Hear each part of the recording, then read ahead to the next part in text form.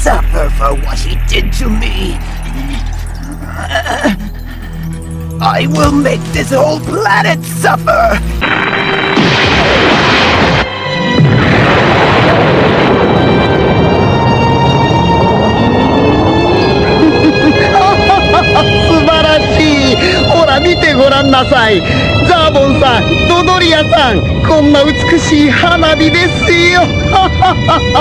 You disappoint me, Captain. It seems you lack confidence in Frieza's ability to survive such a pitiful blast. I tell you, my son is not so easily destroyed as a planet. He is out there, alive. So please, do go and find him, won't you?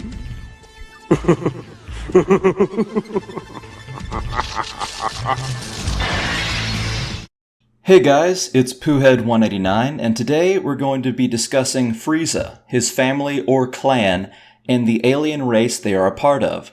As per usual, I will not be discussing anything relating to Dragon Ball Super, as, yet again, I am not an expert on Super and only really viewed it casually and did not bother rewatching it, nor did I reread the manga. So, with that aside, let's get into it. Introduced in chapter 247 of the original manga, the species has gone through a lot of names over the years, both official and fan-made. A handful of used names are the Cold Race, Frost Demons, Ice Jin, the Frieza Race, and a popular one for many years on forums was Changelings, since they have the ability to transform and change their shape. I'll just call them Frieza's Race, however, for this video. Now, Frieza was originally developed by Toriyama in two different respects. First was his role in the story, and next was his design.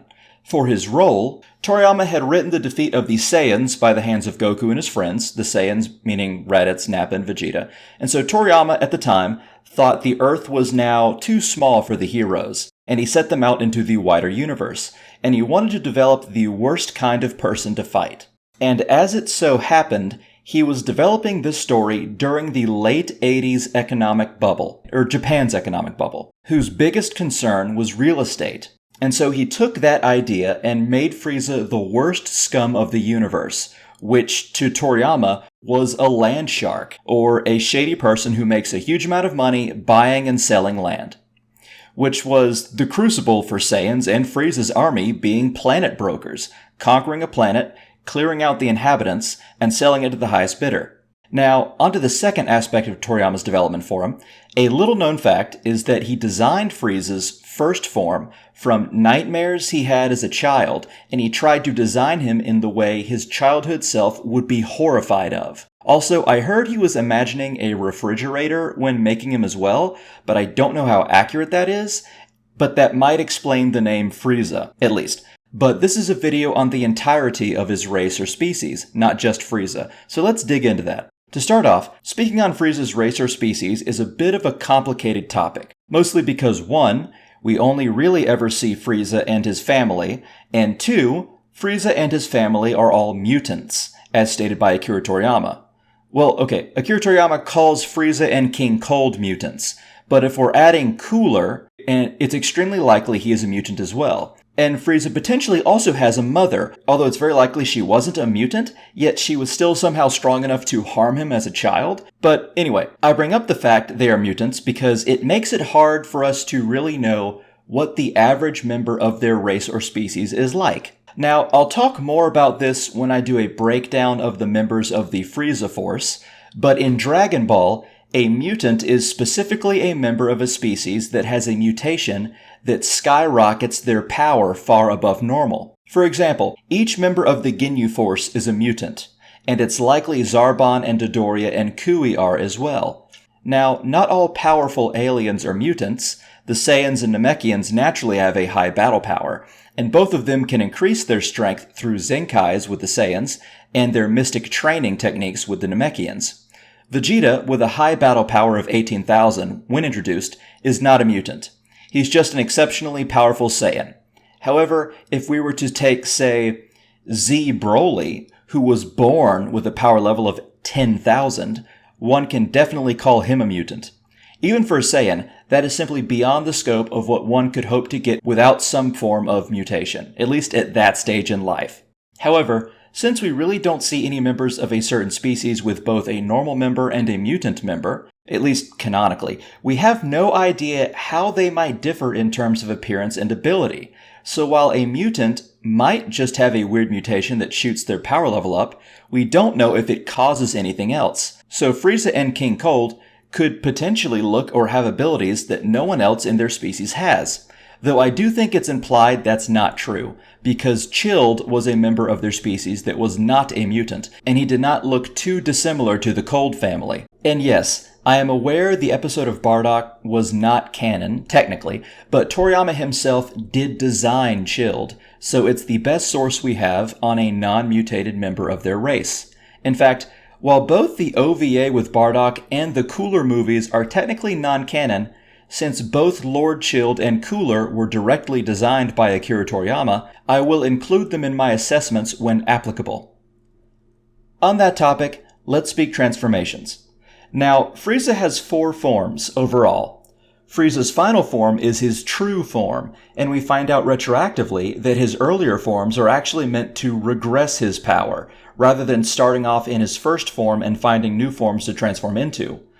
Now, Cooler has either 2 or 5 forms. We don't know if he can regress his power with other forms like Frieza, but it's a possibility. But he definitely can transform into a more powerful form past the usual final form.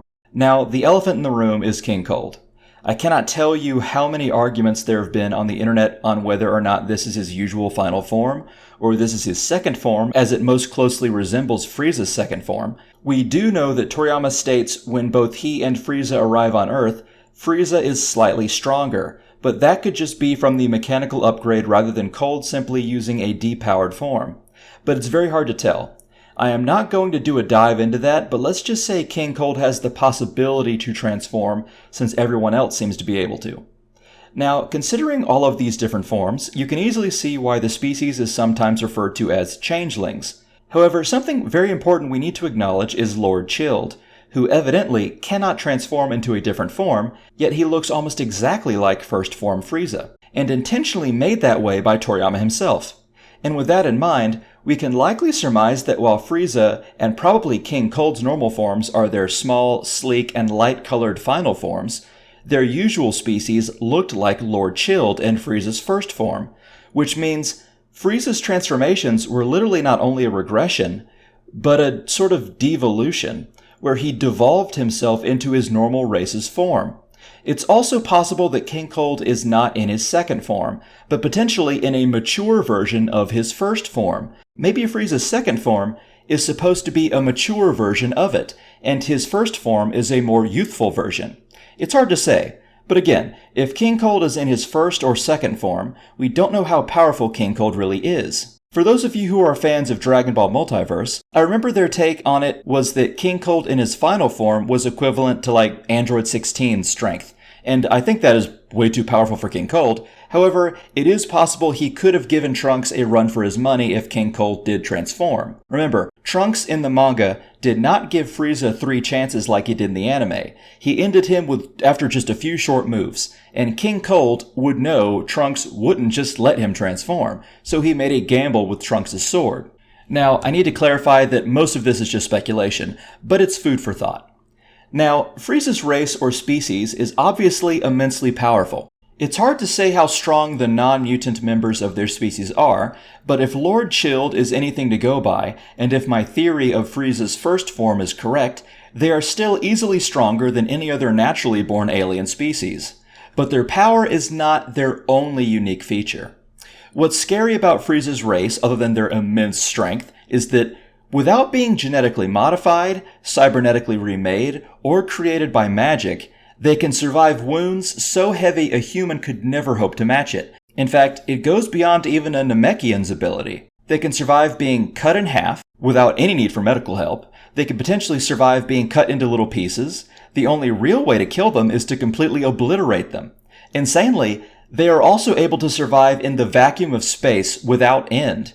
Potentially, they might not even need food to survive. We really only ever see Frieza drinking wine in the manga. He might eat what looks like grapes or at least have some sort of fruit around, but anytime we see him devour anything substantial, it's in anime filler. I would say there's a good chance they really only eat for the pleasure and status of it. As for their reproduction, it seems to be exactly like our own. Frieza's race is apparently a sexually dimorphic species, meaning just like humans, almost 100% of the species is divided up into 2 sexes and 2 genders, with a few rare exceptions. And we can surmise this because Frieza is a male, as is his father. Now, there is some contention in the fandom on whether or not Frieza had a mother.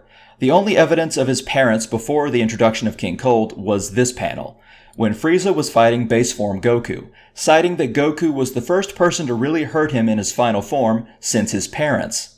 Now, I spoke about this to my friend Clearin, and we both already knew that it's difficult to tell in Japanese if Frieza said singular parent or parents plural, and we asked Dave to translate, and just as we thought, it's ambiguous. However, since Frieza and King Cold are referred to as he, we can surmise they are male, and if you live in America, Canada, or Western Europe, you might be wondering if this is not their sex but merely their gender. However, in Japan, particularly in the 80s, there really was no difference between the two. And you can also say that King Piccolo and Piccolo are referred to as he, and yet they are an agender and asexual race as Namekians. However, when we are introduced to King Piccolo, and people refer to him as a he, this is before Toriyama even knew what a Namekian was, much less having decided on Namekian physiology. So the safest bet on Frieza is that Frieza is a male and a sexually dimorphic species. The fact that we never see any genitalia, well, that's likely for a few reasons. However, we do need to get into a small topic of contention amongst the fanbase, and the following information I can't take credit for, at least not for the majority of it. My friends Clearin, Dave, and Robin all had this discussion while I was at work a few months ago, and while I was somewhat listening and piping in, they really were the ones that dug deep into this, and this is a hard-hitting discussion only true fans will have, and this is why I love my friends. Let's get into the topic on whether or not Frieza was naked. Now, as we all know, it appears as if Frieza in his first form is wearing underpants. Yet, after going through all of his transformations to his final form, the underpants disappear. We also see him wearing what appears to be wrist guards, as well as shoulder pads and a chest plate, even when not wearing the iconic Frieza Force armor. However, in the Broly movie and in Dragon Ball Minus, he is seen without much of these aspects. Yet it is pretty logical that these parts of him are an exoskeleton, as they grow and retract as he transforms, kind of like his horns. And so it's very likely that these parts of him grow with age. And it also seems reasonable that the iconic Saiyan and Frieza Force armor is somewhat based off of Frieza and King Cold's own exoskeletons. And Frieza is also noticeably pinker in his younger form.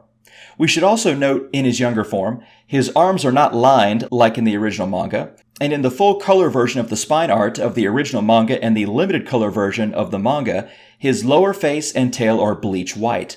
Also, as far as the exoskeleton goes, we need to take into account Cooler's design, as we all know his last form grows more of his exoskeleton, and since Toriyama designed it that way, we can connect the dots and see how it's very likely it's the same way that Frieza is as well.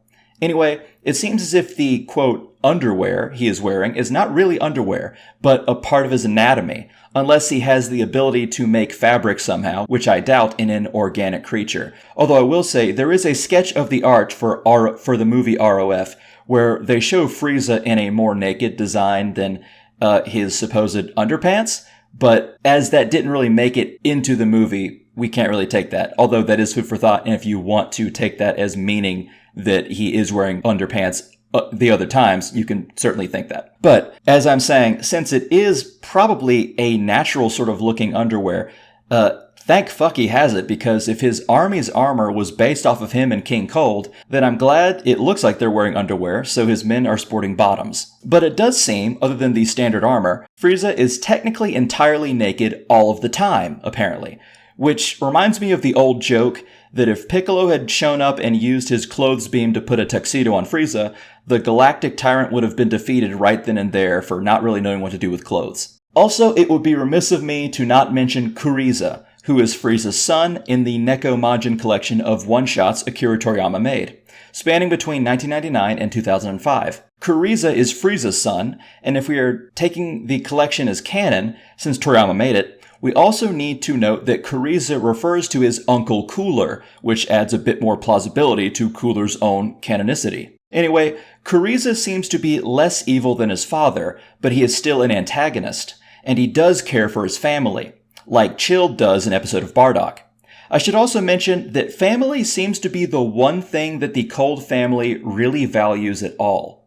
Now, they care about one another less than one might consider healthy, since when future Trunks obliterates Frieza, King Cold did not weep and instead asked Trunks to take his place, but we also need to remember that Trunks was an active threat and that was not the time to really grieve.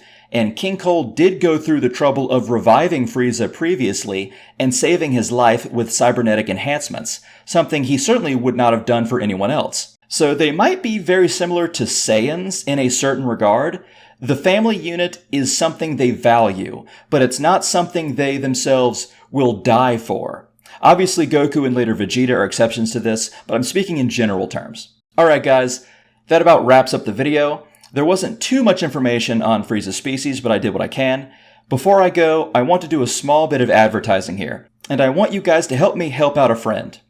My friend Darnell, who goes by DBZ Freak, is a professional musician and is someone I plan on inviting to talk on my channel after I hit 1,000 subs to talk about various Dragon Ball music. But more to the point, he is also a big fan of Star Wars, like I am, and he's made a small miniseries of Empire at War clips, Empire at War being that 2006-2007 RTS game, making a small story on his YouTube channel.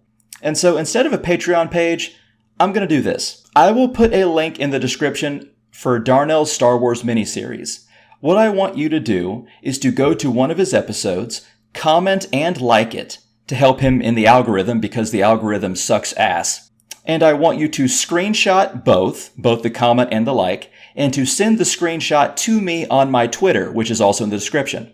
If you do that, you can also send a suggestion to me for a video you would like me to make with it, and if it's something I plausibly think I can add to the list, I'll add it. Okay everyone, thanks so much for watching this video. Please like, share, sub, and comment on this video too if you think I deserve it, and have a great one. See you everybody.